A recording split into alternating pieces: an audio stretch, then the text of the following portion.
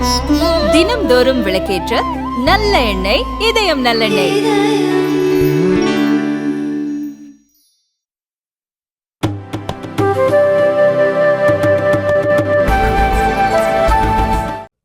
நேரடி கொள்முதல் நிலையம் நசியனூரில் இன்றைக்கு துவக்கப்பட்டிருக்கிறது. விவசாயிகளுக்கு ஒரு பயனுடைய ஒரு பணியாக இது இன்றைக்கு துவக்கப்பட்டிருக்கிறது. முதலமைச்சர் அவர்கள் ஒவ்வொரு துறையிலேயும் உரிய நேரத்திலே சரியான நடவடிக்கை எடுக்க வேண்டும் என்பதை உறுதி செய்வதற்காக பல ஆய்வுகளை தொடர்ந்து நடத்தி கொண்டிருக்கிறார்கள்.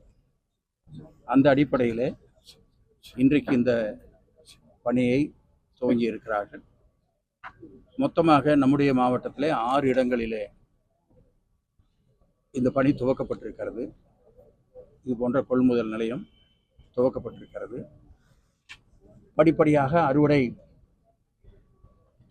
கூடுகிற அந்த பகுதிகளிலே தொடர்ந்து மொத்தமாக ஏறத்தாழ 51 இடங்களிலே இதே போன்ற கொள்முதல் நிலையம் அமைப்பதற்கான ஏற்பாடு செய்யப்பட்டிருக்கிறது. எனவே விவசாயிகளுக்கு அது பயனுடையதாக இருக்கும்.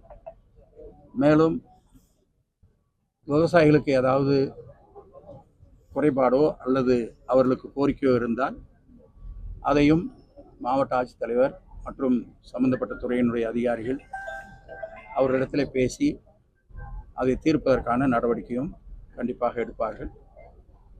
அது மட்டுமல்லாமல் இப்பொழுது கிரேடு ஏ என்று சொல்லப்படுகிற நெல் வகைக்கு ஒரு கிலோவுக்கு 23 ரூபாய் 10 காசு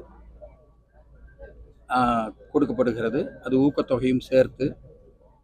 அதே போல் பொது ரகத்திற்கு 22 ரூபாய் 65 காசு ஒரு கிலோவுக்கு கொடுக்கப்படுகிற நடவடிக்கை எடுக்கப்பட்டிருக்கிறது. எனவே இது விவசாயிகளுக்கு பயனுடையதாக இருக்கும் என்று நாங்கள் நிச்சயமாக நம்புகிறோம். எனவே இது தொடர்ந்து இந்த பணிகள் எல்லா இடத்திலையும் நடக்கும். இது ஒரு துவக்கமாக இந்த பணியை இன்றைக்கு நாங்கள் துவங்கி வைத்திருக்கிறோம்.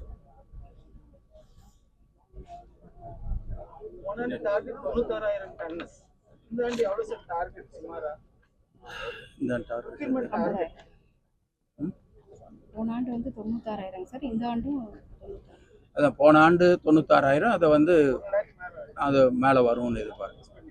74 மாவட்டம் இருக்கும். இந்த ஆண்டு மாவட்டம் 51 வந்து எல்பிடி மட்டும்தானே? இல்லை, 51 இடங்கள். 51 இடங்கள். அறுவடை நடக்கிற இடத்துல அதுக்கான ஏற்பாட்டை அவங்க செய்வாங்க. சார், வெளி மார்க்கெட்ல 40 ரூபாய்க்கு 30 ரூபாய்க்கு வாங்குறாங்க ஒரு கிலோன்றாங்க. அரசு வந்து அஞ்சு டெல்டா ஏரியா பொறுத்து தான் வந்து ஊக்கத்தொகை அறிவிக்கிறாங்க தமிழக அரசு. அது முன்கூட்டியே அறிவிச்சா உங்களுக்கு இன்னும் கொஞ்சம் அதிக விலை கிடைக்கும். இது இப்போ ஏற்கனவே அறிவிச்சது தானே. இல்லை, நடப்பு சீசன்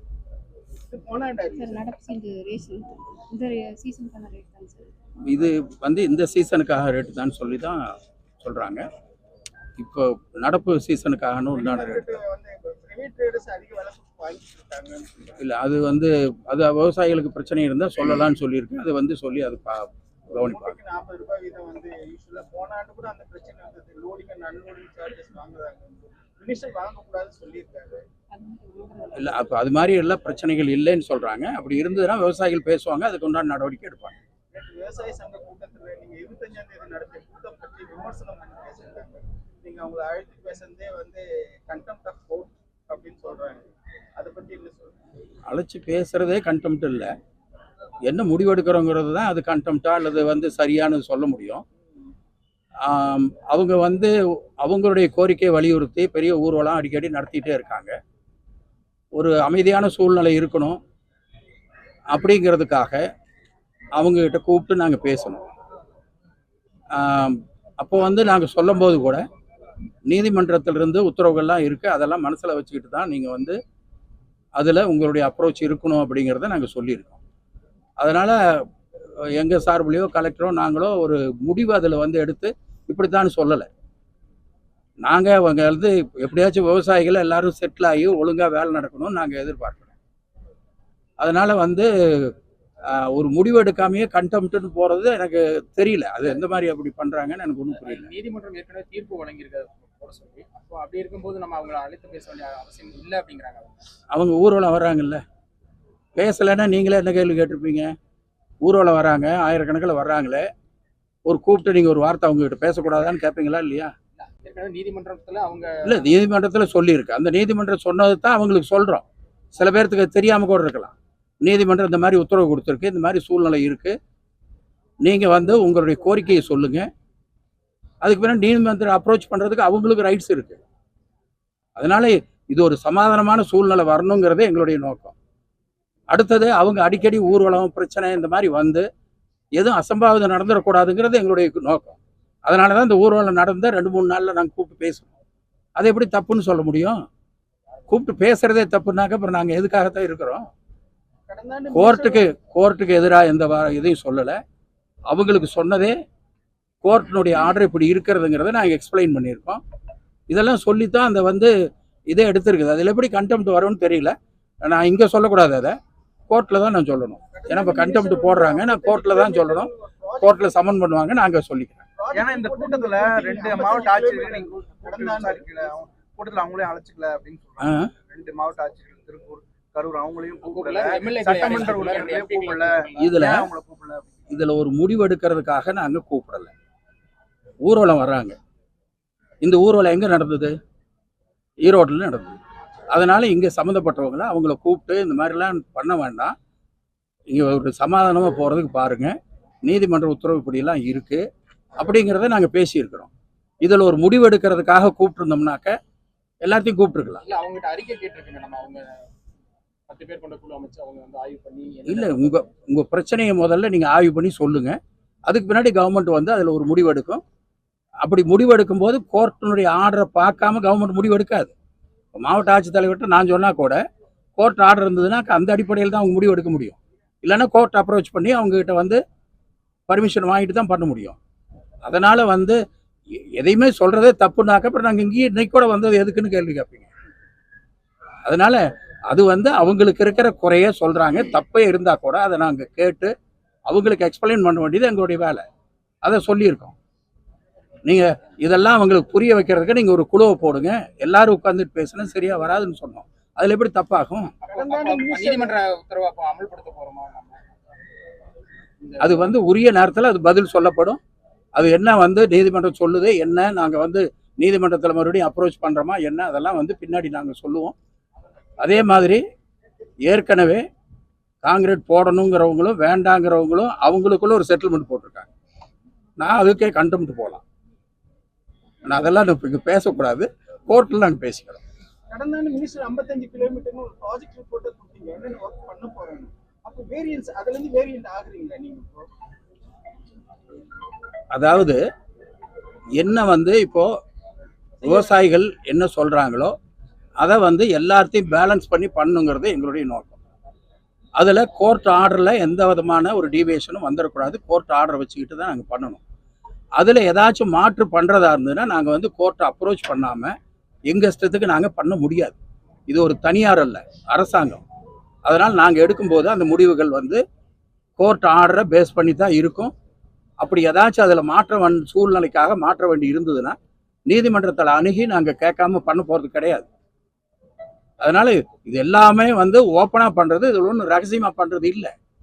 அது மட்டும் இல்லை, ஒவ்வொரு முறையும் ஏதாச்சும் ஒரு லா அண்ட் ஆர்டர் ப்ராப்ளம் வர்ற மாதிரி அந்த வேலைகளை பண்ணும்போது எவ்வளோ பிரச்சனை வந்ததுன்னு உங்களுக்கு தெரியும். ஒவ்வொரு நேரத்துலையும் போலீஸ் கூட இருந்து வேலையை செய்ய வேண்டியிருக்கு. இதெல்லாம் நடைமுறையில் ஒரு கஷ்டமான வேலை. அதிகாரிகள் சிரமப்படுறாங்க, போலீஸுக்கு இதே வேலையாக போக வேண்டியிருக்கு. அதனால் அந்த மாதிரி ஒரு பிரச்சனை வராமல் இருக்கிறதுக்காக நாங்கள் எடுக்கிற முயற்சி அது. நீதிமன்றத்துடைய உத்தரவு மீறதுக்காக எடுக்கிற முயற்சி அல்ல. அதனால அதோட தண்ணி வந்து இன்னும் போய் நிற்கிறதுக்கு உண்டான டைம் இருக்கு. இதுக்குள்ள ஏன் பேசுகிறோம்? அதுக்குள்ள வந்து இதை ஒரு செட்டில் பண்ணிவிட்டா அந்த டைம்ல வேலை செய்யும் போது பிரச்சனை இருக்காதுங்கிறதுக்காக பேசுகிறோம். இந்த இந்த உரிமை கூட எங்களுக்கு இல்லையா? சரி, வேண்டுன்றவங்க அதை எக்ஸ்போஸ் பண்ண வேண்டியதாங்க. எது எது கான்கிரீட் வேண்டுன்றவங்க, கான்கிரீட் வேண்டான்றவங்க, அவங்களுக்கு இடையில ஒரு சீக்ரெட் பேக்ட் இருக்குது. இல்லை, சீக்ரெட்லாம் ஒன்று இருக்குன்னு நான் சொல்லவே இல்லை, நீங்களா சொல்றீங்க. அவங்க இல்ல அவங்க 2 பேரும் பேசியே இவ்வளவு போட்டுக்கலாம் அப்படிங்கறதுல ஒரு முடிவுக்கு வந்து கையெழுத்தே போட்டு கொடுத்துருக்காங்க. சரி சரி அது சொல்றீங்க. அதே கண்டெம்ட். அப்போ நான் பேசுறதே கண்டெம்ட்னா எழுதி கையெழுத்து போட்டது என்ன சொல்றது? இது வேண்டாம். இது இங்க ஆர்கியூபட்ட விஷயம் அல்ல. கோர்ட்ல வந்து நாளைக்கு போனாக்க நாங்க அங்க வந்து இந்த விஷயங்களை சொல்லிக்கிறோம். கலெக்டர் ஆர்கானிக் மார்க்கெட் ஒண்ணு ஏற்படுத்தி இதுல வந்து எங்களுக்கு வந்து உள்நோக்கம் எதுவும் இல்லைங்க. விவசாயிகள் மொத்தத்துல எங்களுக்கு வேணும்னு சொல்றாங்களா வேண்டான்னு சொல்றாங்களோ. அடுத்தது வந்து எல்பிபியில் ஒரு தண்ணி வந்து கடைசி பாயிண்ட்டுக்கு போயாகணும், டெய்லண்டுக்கு போகணும். அதுக்கு என்ன ஏற்பாடோ அதெல்லாம் பண்ண வேண்டியது எங்கள் கடமை.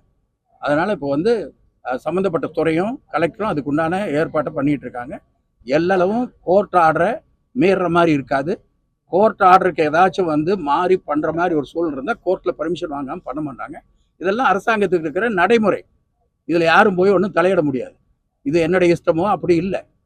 அதனால் ஜென்ரலாக எல்லாத்துக்கும் சொல்லணுங்கிறதுக்காக சொல்கிறேன். கலெக்டர் ஒரு ஃபார்ம் ஆர்கானிக் ஃபார்ம் ப்ராடக்ட்ஸ் மார்க்கெட்னு சொன்னார். நீங்கள் அதுக்கான முயற்சிகள் ஏதாவது எடுத்து புதியோசியோ இல்லை வந்து உழவர் சந்தையிலையோ உருவாக்கணும் வாய்ப்பு? எனக்கு எல்லாமே ஆர்கானிக் நோக்கி போயிட்டு இருக்காங்க. இல்லை அது நான் அப்புறம் சொல்கிறேன். எனக்கு டீட்டெயில்ஸ் என் கையில் இல்லை.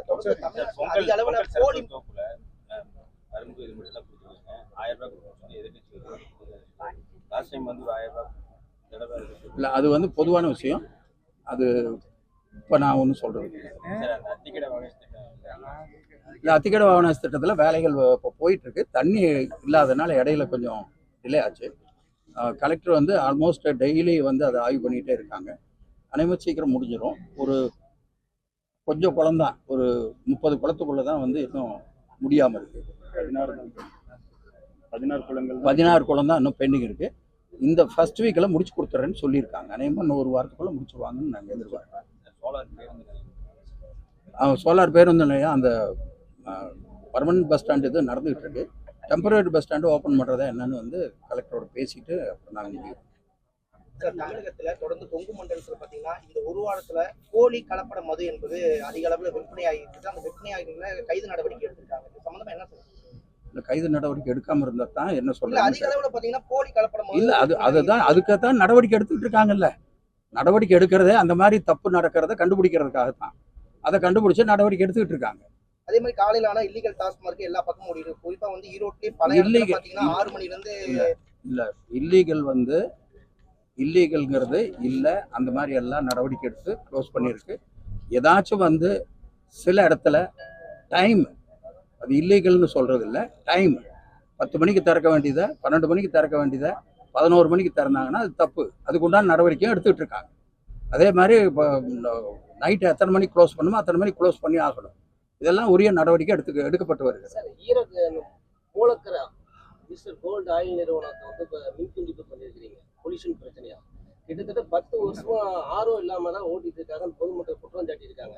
சம்பந்தப்பட்ட அதிகாரிகள் ஏன் இத்தனை வருஷமா நடவடிக்கை இல்லை அதுல வந்து பெருசான பிறகுதான் நடவடிக்கை எடுத்துக்கிறீங்க? இல்லை அதுல என்ன வந்து அவங்க இருக்கணும் நாம்ஸ் இருக்கோ அந்த நாம்ஸ் இருக்குன்னு தான் சொல்றாங்க. நம்ம இப்போ அடிஷனலாக வந்து இப்படி இருக்கணும்னு சொல்லி நம்ம அடிஷனலாக பேசியிருக்கோம். இப்போ அது வந்து க்ளோஸ் பண்ணி வச்சுருக்காங்க. முடிஞ்சு போன காலத்துக்காக நான் பேச முடியாது. இப்போ என்ன நடக்குது, இனிமேல் என்ன நடக்க போகுதுங்கிறத சொல்ல முடியும். அது இப்போ நான் அதுக்கு பதில் சொல்லிட்டு இருக்க முடியாதுங்க. நீங்கள் நடந்து முடிஞ்சதை என்கிட்ட கேட்டால் நான் என்ன பண்ணுறது? இன்னைக்கு நடவடிக்கை எடுத்திருக்கோம். இனிமேல் வந்து அது மாதிரி இல்லாமல் பார்த்துக்கிறோம். அதில் வந்து இல்லீகலாக ஏதாச்சும் இருக்காங்கிறது எங்களுக்கு தெரியாது. அது கலெக்டர் டாஸ்மாக் பாருக்கான அனுமதிக்கான டெண்டர் வந்து இல்லை அது ஒரு ப்ராசஸ் போயிட்டே இருக்குது. அது வந்து கோர்ட் ஆர்டர் படி தான் நடக்குது. கோர்ட்டில் வந்து நிறைய அதுக்கு வந்து என்னென்னு கொடுத்து ஒரு கைட்லைன் கொடுத்துருக்காங்க. அந்த கைட்லைன் படி நடந்துருக்கு. நிறைய மாவட்டங்களில் வந்து அனுமதிக்கப்படாத பார்கள் வந்து செயல்படுதா? அனுமதிக்கப்படாத ஏதாச்சும் இருந்ததுனாக்க எங்களுக்கு வந்து தகவல் வந்தால் உடனே நடவடிக்கை எடுக்கிறோம். அதிகாரிகள் அதை கண்காணிச்சுட்டே இருக்காங்க. போலீஸ் சைடில் கண்காணிச்சுட்டே இருக்காங்க. பல இடத்துல வந்து நடவடிக்கை எடுத்து அதெல்லாம் க்ளோஸ் பண்ணியிருக்கு. அனுமதி இல்லைங்கிறது அந்த டைமிங் தான் எங்களுக்கு வந்து கொஞ்சம் பிரச்சனையாக வருது. அதை வந்து நமக்கு செக் பண்ணி எல்லாம் பண்ணிட்டு இருக்காங்க. பல இடங்களில் பொதுமக்கள் வந்து எடுக்க சொல்லி முற்றுகையிடுறாங்க. அந்த கடைகள் ஏதாவது எடுக்கிறதுக்கு இல்லை அதில் அந்த மாதிரி வந்திருக்கிறத நாங்கள் லிஸ்ட் அவுட் பண்ணியிருக்கோம். அதை ஷிஃப்ட் பண்ணுறதுக்கு உண்டான ஏற்பாடு பண்ணியிருக்கோம். இல்லை நிறைய இடம் வந்து ஷிஃப்ட் பண்ணியிருக்கோம். நிறைய இடம் ஷிஃப்ட் பண்ணியிருக்கோம். ஈரோட்லேயே 8 கடையை என்னமோ ஷிஃப்ட் பண்ணுறதுக்கு ஏற்பாடு பண்ணியிருக்கோம். வர 21ஆம் தேதி கல் இறக்க போறேன்னு நல்லசாமி அறிவிச்சிருக்காரு தமிழகம் முழுவதும். அதை பத்தி என்ன சொல்றீங்க? தமிழகம் முழுவதும் தானே, ஈரோட்டு விஷயத்தை கேளுங்க, நான் சொல்றேன்.